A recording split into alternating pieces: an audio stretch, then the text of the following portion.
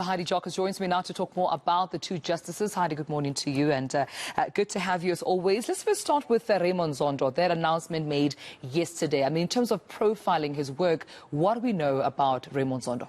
Yes, I mean, he's been in the judiciary for years, and we do know that before he started at the Constitutional Court, he was the judge president of the Labour Court here in Johannesburg. He also acted as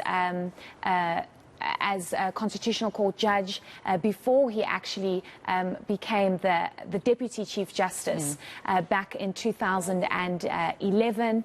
He's been acting as the Chief Justice of the Constitutional Court since October last year. But I think many South Africans know and recognize now Chief Justice of the Constitutional Court, Raymond Zondo, from his position as the chairperson of the State Capture Inquiry and that very important role that he had to play as the chairperson. That commission sat for 4 years, taking away a lot of his responsibilities and role as the Deputy Chief Justice of the Constitutional Court. But when Chief Justice Mogoeng left in October last year, Raymond Zondo had to step in as acting Chief Justice. So what we do know is that many say he has the experience because he's been at the Constitutional Court acting from 2011 and then as a permanent position from 2012. So he understands the role that the highest court in the land plays.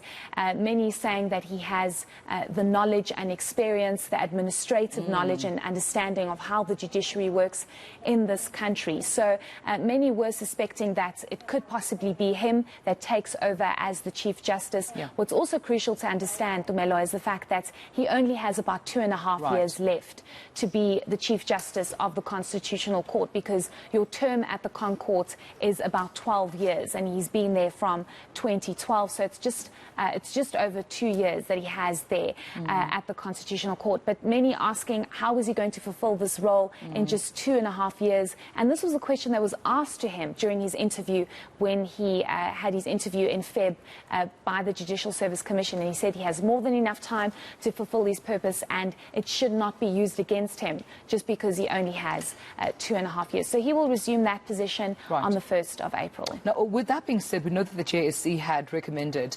Judge President Mandisa Maya as, their top, candidate for the job. Obviously, the president has a prerogative to make that final decision. What do we know then about Mandisa Maya, because she's now been touted as the Deputy Chief Justice in this regard? Yes, so the president has made the announcement that he plans to, he has nominated Judge President Mandisa Maya, and this is a huge move, Tumelo, because yes, we've seen previous acting Deputy Chief Justice females, but we've never seen a permanent Deputy Chief Justice female to resume that position. So we do know that she's going to have to decide whether or not she takes that position or not. It's still her decision to say, I actually would prefer not to, or yes, I will take that position. So she has been the judge president of the Supreme Court of Appeal for years now, and that is a very important role because it's the second biggest court in this country.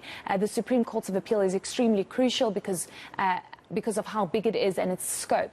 But many were looking to see what the president was going to do, whether or not the country would have its first female Chief Justice. But he's, of course, decided that she's best fit for Deputy Chief Justice. What's important here also is that Mandisa Maya will be able to fulfill the full 12 years at the Constitutional Court because she has not been at the Constitutional Court before, and she has her full term to sit at the Constitutional Court. So many were saying she's best fit, she can be there for the full 12 years, she can be the next Chief Justice for the full 12 years. But people have really looked at her to say she has done amazing work at the Supreme Court of Appeal when it comes to administrative work, when it comes to making sure that she hands down judgments as quickly as possible.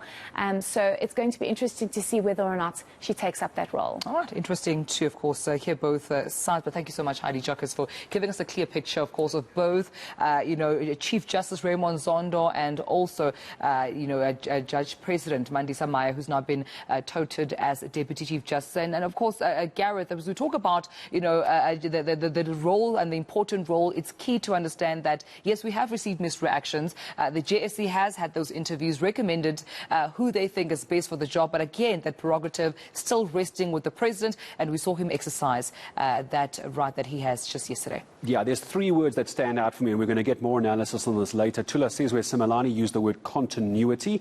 You just used the word prerogative as well, and also consultations come in. It's three different ways of looking at how the Chief Justice has been chosen. The prerogative very much with the #1 citizen in the country, and the recommendations coming from the JSC. We'll bring you more on that, the appointment of the new Chief Justice, in a couple of minutes from now.